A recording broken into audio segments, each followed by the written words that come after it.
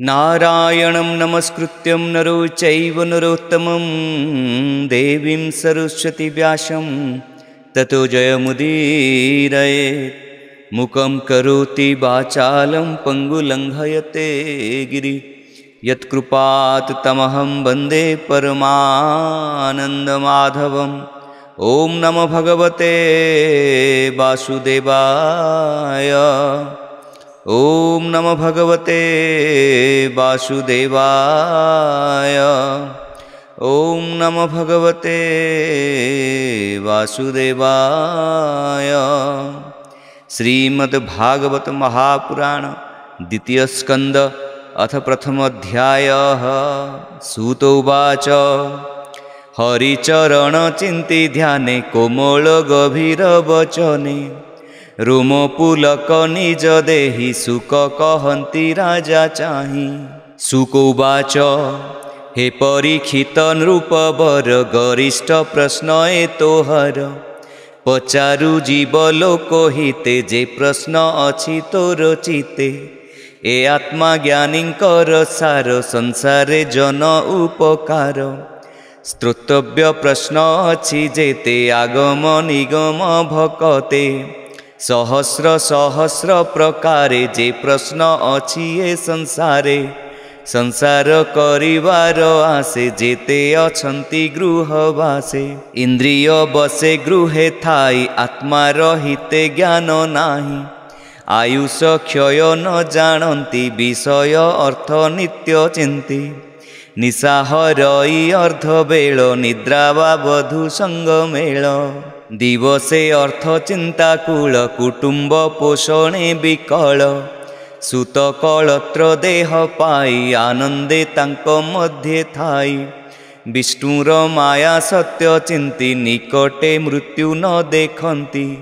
मरण देखुथांती डोले अज्ञाने भ्रमे सुख भोले। एणु संसार प्राणींकर आत्मार गति अगोचर। एणु संसार भाव तेजी आत्मार गति चिते हेजी। जे हरि सर्व घटे पूरे निर्लेप बाह्य अभ्यंतरे। तार महिमा शुणी कर्णे नामकु उचारी बदने। स्मरण कर हृद गते जेबे अभय इच्छा चिते। एक कथा सांख्य योगे जानी स्वधर्म निष्ठा परिमाणी। जन्मर लाभ ए प्रमाण अन्ते स्मरण नारायण। पूर्वे निर्मल मुनि जेते तत्व विचारी वेद मते। विधि निषेध दूर करी कृष्णर भाव हृदय धरी। कृष्णर गुण अनुक्षणे गुणंती शुणंती श्रवणे। ए भागवत धर्म वाणी ब्रह्म समाने परिमाणी। द्वापर जुग अंत काले मुझे अनेक शिष्य मेले। मोर जनक व्यास मुनि ताहांक शिक्षा शिरे घेनी। निर्गुण मार्गे दृढ़ चित्त विष्णुर भाव हेला जात। निश्चल जोगे मन थोई जेबा अभ्यास कली मुहि। कहिबी तोर आगे ताहा शुण परीक्ष पुण्य देहा। ए भागवत वाणी कर्णे जे शुणे श्रद्धा अवधाने। मुकुंद पादे तांक मन निश्चले रहे अनुक्षण। मोक्ष इच्छिला प्राणींकर हरि कीर्तन अटे फल। ताकू न लागे जम भये निर्भय पथे चित्त रहे। जोग अभ्यासे जोगी जने दीर्घे जीवंती जोग ध्याने। जेबे से कृष्ण नाम मुखे कहंती एक कुआरके। दिन बंचंती कृष्ण गाई अंतरे तार पद ध्याई। जे हरि न बोले बदने की प्रयोजन जोग ध्याने। काल निर्णय नाही तहि हे नृप शुण मन देई। मुहूर्त मात्रे कृष्ण वाणी जे शुणे जेबा मुखे भणी। से प्राणी आत्मा को उद्धरे की भाव बहु संवत्सरे। खट्वांग नामे राजा थिला स्वर्गे देवंकु हित कला।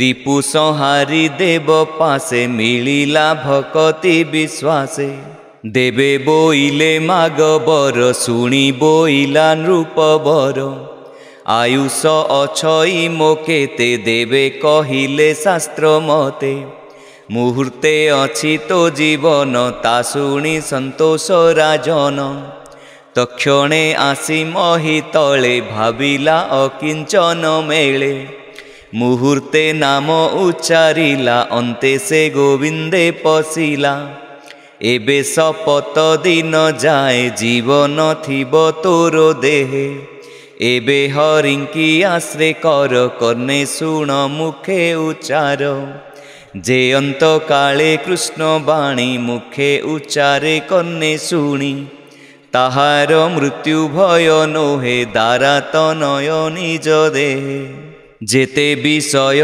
आत्मा भेदी असंग शस्त्रे ताहा छेदी बेगे से पसे कृष्ण भावे शुण कहिबा तोते एबे जे प्राणी अंत काल जानी आत्मा रहित मने गुणी घरु बाहर होई ज्ञाने तप आचरे घोर बने स्नहान सारी तीर्थ जले आसने बसिब निश्चले एकांते जे विधि आसने प्रथम आश्रम लक्षणे अभ्यास करी शुद्ध मने त्रिवृत्त ब्रह्म सुमरणे प्राण पवन जोगे रुंधी चंचल इंद्रिय निरोधी बुद्धि सारथी आश्रे करी विषय समूह सहरी कर्मे चंचल मन बले निरोपी कृष्ण पाद तले तार शरीर अवयवे चिंतिब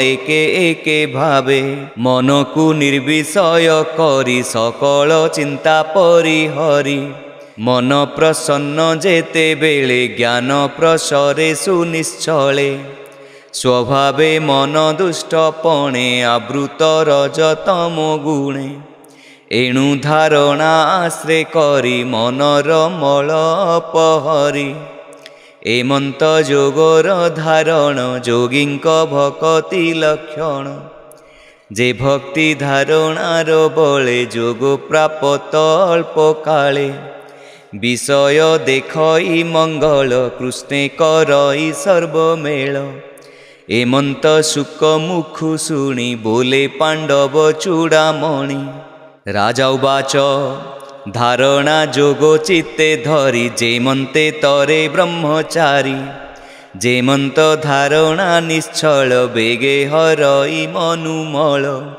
ए जोगो धारणा स्वभाव जे शास्त्र मार्गे अनुभव गुरु बचने किबा जानी जोगो धारणा परिमाणी जेणे अभ्यास प्राणी करे जेमंते मनुमल हरे कही पवित्र मोते कर निर्मल हेउ मो शरीर एमंत राजा प्रश्न शुणी सुक कहंती मने गुणी सुक उवाच जित आसन जित प्राण जित विषय इंद्रिगण स्थूल शरीरे बुद्धि बले मन को स्थापिब निश्चले विशेषे गोविंद शरीर अत्यंत स्थूल स्थूलतर जहि संसार परमाण भूत भविष्य वर्तमान ब्रह्मांड बसे जार देहि सप्तावरणे युक्त होई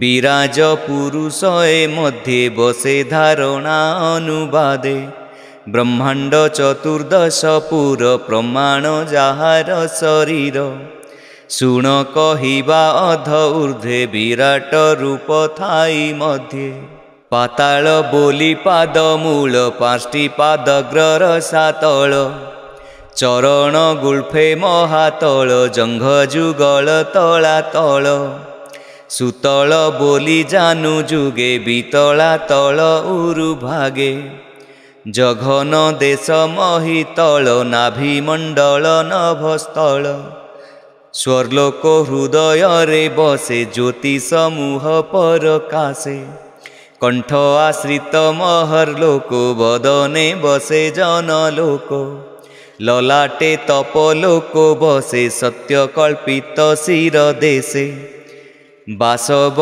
आदि दिगपाल जाहार भुज सुविशाल कर्ण जाहार अष्ट दिशा अश्विनी कुमारे जानासा ज्वलंता अग्निजा बदन नयन गोलक गमन तपन जार चक्षुबेनी उदय अस्थ पक्षुबेनी जार भ्रुभंग ब्रह्मपद सल्लील तालुर सजीव सकल वेद ब्रह्मरंध्र विकट दंत जमपद जाहार तुंडे स्नेह कला अध ऊर्ध्वरे दंतमाला जन उन्माद जार हास जे विष्णु मायार प्रकाश संसार जाहार कटाक्ष ए जीव लभे जा प्रत्यक्ष उपर ओष्ठे लज्जा बसे लोभ बसई अधो देशे धर्म बसई स्तन जुगे अधर्म पथ पृष्ठ भागे अंडे बसई प्रजापति मित्रा वरुण कोशे स्थिति उदधि जाहार उदर अस्थि समूह महीधर शिरा समूह नदीगण वृक्ष औषधि तनुरोम अनंत वीर्य जहि बसे श्वास पवन अणचासे जाहार गति जान काल जीव संसार जार खेल जीमुत गण जार केश संध्या जाहार निज वास प्रकृति हृदय जाहार जाहार मन निशाकर हे कुरु श्रेष्ठ परीक्षित ईश्वर सर्वकोशभूत विज्ञान शक्ति जा महिमा अंतकरण रुद्र सीमा कल्लभ अश्व अश्वतर नख समूह करिबर जे पशु मृगादि विशेषे सर्वकल्पित श्रोणी देशे पक्षीये जार व्याकरण बुद्धि विषय मनुगण जार निवास नर देह जहि कल्पित माया मोह गंधर्व विद्याधर आदि चारण गणिका प्रसिद्धि किन्नर गण जार स्वर वीर्जरे कल्पित असुर ब्राह्मण जार मुखु जात क्षत्रिय भुजरु संभूत उरुरु वैश्य उत्पत्ति पादरु जन्म शूद्र जाति नाना प्रकार नाम बहि अभीष्ट देवे जार देहि निगम कर्म कांड जेते जाहार कर्म ए जुगते एमंते ईश्वर देहे बसंती अवयव प्राये एमंते स्थूल शरीरे धारणा जोगे निर्विकारे मन निरोल जोग बले गोविंद चरण कमले सर्व शरीरे भगवान तातहु केबा अछि आन से सर्वबुद्धि अनुभव जीव परम पद्मनाभ सत्य परमानंद निधि तार भजन सर्वसिद्धि जन्म मरण तार तहु केबा गोचरे ताहा कहूँ जे अन्य संग धारा सुत न करी जेणु आत्मपात स्वप्न रे जीवर जे मंत देखई इंद्रिय वृत्तांत से सर्व मिथ्या जीव सत्य ए ज्ञाने हुआई मुकत सुतोवाच एमंत कही सुक मुनि हर से हरि भाव घेनी आनंदे परीक्षित मेले जहा कहिले गंगा कूले। इति श्रीमद्भागवते महापुराणे पारमहंस्यायां संहितायां द्वितीय स्कंदे महापुरुष संस्थान अनुवर्णने नाम प्रथम अध्याय।